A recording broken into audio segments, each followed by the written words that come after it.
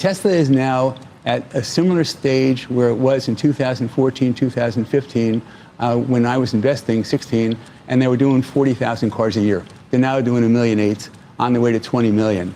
And they've been growing 50% a year. And this year, they'll probably be up, 25, 30%. Next year, about the same. But there's a new car coming. 25, 30% revenue? No, units. Or units, okay. Units. And then they got this, the battery business, which is $6 billion a year, and that's going to be up triple over the next 3 years, and that's going to go up 30 times. There's been a lot made over the UAW and the potential strike that is facing the big three automakers here. And what's been brought up is they have all of these EVs that they have to deal with. Their cost basis is quite a bit higher than Tesla's. Way higher. So every time they sell an EV, they sell one fewer gasoline car. And the gasoline car they make money on, and the EVs they lose money on. The traditional OEMs are troubled right now, and I think ultimately, they're going to make metal, they're going to make the units, and ultimately they're going to buy software from Tesla. Tesla is going to be like Intel inside of a Microsoft computer. That's going to be Tesla. Tesla is going to be everything that makes the car, all the inside is going to be Tesla. That's what's ultimately they're going to be licensed. Are you buying any additional Tesla or SpaceX, or have you kind of maxed out where you feel comfortable with your fund, which is a diversified fund? In the funds that I manage, I've been maxed out. We had, when the stock went up 20 times after we bought it, we sold for clients about a quarter of the shares. I didn't sell a share personally. I committed to the directors of our mutual funds. I only invest in mutual funds normally. I made an exception in this instance, and I said I was the last in, I would last out, and I won't sell a single share for myself until we sell all of our client stock. And as far as buying more, I would buy more if I could, but I can't. And other guys at our firm are nibbling. They do things like, this is a great price. This is when they introduce this Model 2, they're going to have the cost half of what it is right now, half.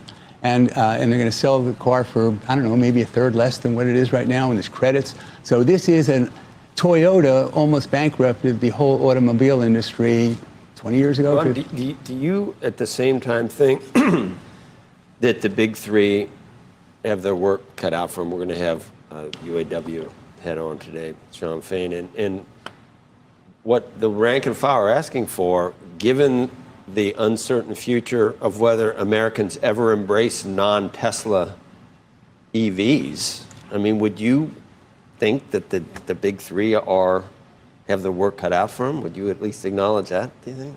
I haven't studied the big three relationships with the unions. I don't own them, although I really like Mary Barra, but I don't own them. Would you like to compete against Tesla?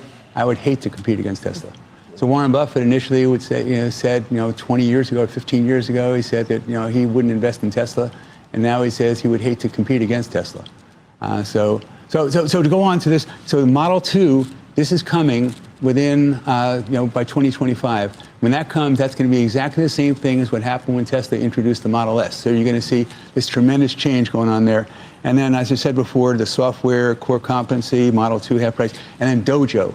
So Dojo. Oh, right. Yes, I said, what is Dojo? Yeah. So Dojo is a training.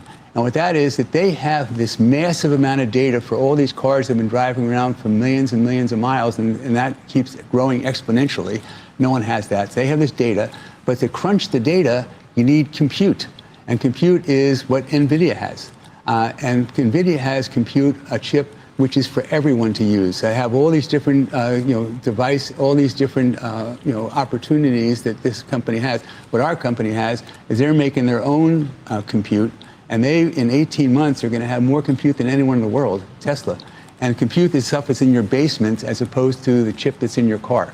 So what they're going to have is they will have so much massive capacity to provide services to cars and to be able to train this data, to train your car on this data. Right. So what's the competitive advantage is the data, and the training is going to be provided by this compute, and they're going to have more of it than anyone. Nobody can catch them. Last year, by the way, you read about the number of people that are seeking jobs, and they're saying that there's too many people seeking the jobs, or whatever they say it is, with too few people. And what Tesla has is last year, or this year, I think they have 3.5 million people seeking 30,000 jobs. Last year, they had 3 million people seeking 20,000 jobs. Billionaire investor Ron Barron, a longtime supporter of Tesla, has made optimistic projections about the company's future valuation. In a recent interview, Barron stated, "Tesla, I think, is going to be worth $3 or $4 trillion, $5 trillion in 10 years, based upon the business plan that I'm aware of." He also mentioned that Elon Musk believes the company's long-term valuation could reach $30 trillion. Ron Barron's confidence in Tesla is reflected in his investment strategy. Tesla comprises about 10% of Barron Capital's assets, and he has expressed no intention of selling his shares. He believes that Tesla's advancements in autonomous driving, energy storage, and upcoming products like the Model 2 and its robo-taxi service will drive significant growth. Despite recent stock volatility and external challenges, Barron's long-term outlook for Tesla remains positive. He emphasizes the importance of investing in growth companies like Tesla to combat the loss of purchasing power due to inflation. Tesla stock climbs after White House address from Trump and Musk. At the Oval Office yesterday, Trump said that he was signing an executive order that would give expanded powers to the Department of Government Efficiency, DOGE, that Musk is leading. The new order will see federal agencies coordinating and consulting with DOGE on job cuts and making adjustments to limit additional hiring. Trump and Musk also took questions from reporters at the event. While yesterday's Oval Office address and executive order announcement don't signal any immediate business benefits for Tesla, investors see the close relationship between the president and Musk as a positive for the company. New taxes on EVs could actually benefit Tesla. Tesla stock also seems to be getting a boost from another unusual source today, a proposal for new taxes on the sale of electric vehicles. Some Senate Republicans have proposed new legislation that would implement a $1,000 tax on new EV sales in order to fund road repairs. While that could create some sales pressures for Tesla, it could actually be good for the company in the long run. As the far and away leader in the U.S. EV market, Tesla enjoys economies of scale and brand advantages that trounce the competitive field. As a result, the company is significantly less price sensitive and significantly more profitable. So while a $1,000 tax on EV sales would be a near-term headwind for Tesla, it would be a much bigger challenge for its competitors, some of which are still taking large losses on each vehicle they sell. If smaller competitors wind up facing a more challenging operating backdrop, it would likely have the effect of strengthening Tesla's long-term position in the EV market. Chinese automaker BYD is stepping on the accelerator in its ongoing race with Elon Musk's Tesla and others to make smart cars more affordable.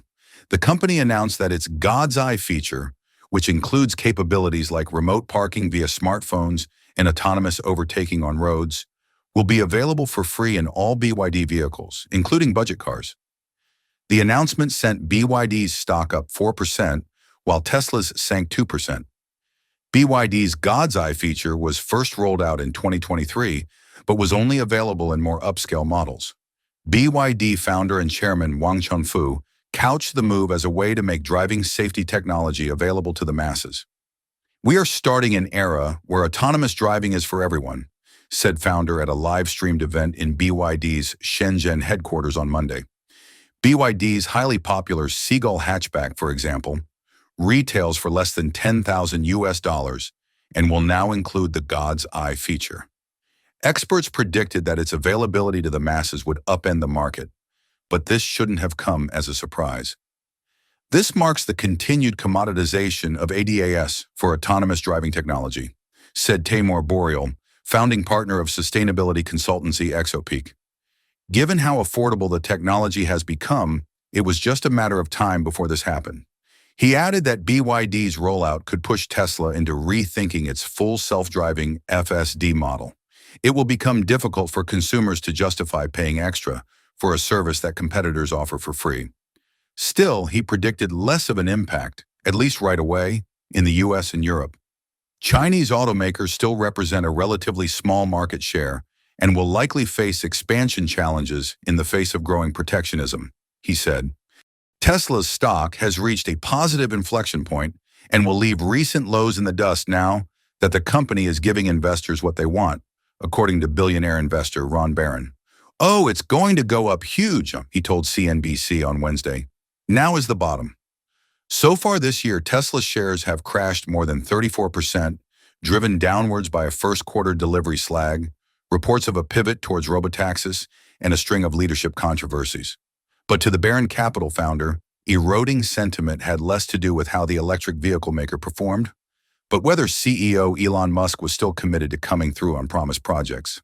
"When I think about the reasons the stock is down, it's because people were concerned that he was going to abandon the idea of having a low-cost car and go all into robotaxis," Barron said. Doubts first crept in after a Reuters article announced that Tesla was scrapping such plans, a report Musk then went on to deny. But now the company's recent earnings call made clear that it would accelerate production of a more affordable model and would also unveil its robo-taxi later this year. Barron expects the firm to make $5 million of the new low-cost vehicle. He also cited that Tesla could make a profit by eventually selling its full self-driving technology to other car makers. While Tesla's earnings also showed a 9% slump in first-quarter revenue, its stock has jumped close to 18% since then. Before Tuesday's results were published, some analysts have cited long-term burdens that will continue weighing on the company, including an electric vehicle recession and rising competition, whether domestically or in offshore markets. But Barron doubled down that Tesla continues to have a lead, pointing out the firm's cost efficiency. In his view, all cars will also be electric in 10 to 15 years, and hybrids, popular among rivals, won't last. Meanwhile, China's rising BYD competitor is the only profitable firm in the country, he said, and still does not make as much as Tesla. Tesla is the biggest holding in the Barron Partners Fund, CNBC said. Previously, Barron disclosed that he has made nearly 20 times its Tesla investment since buying the stock a decade prior.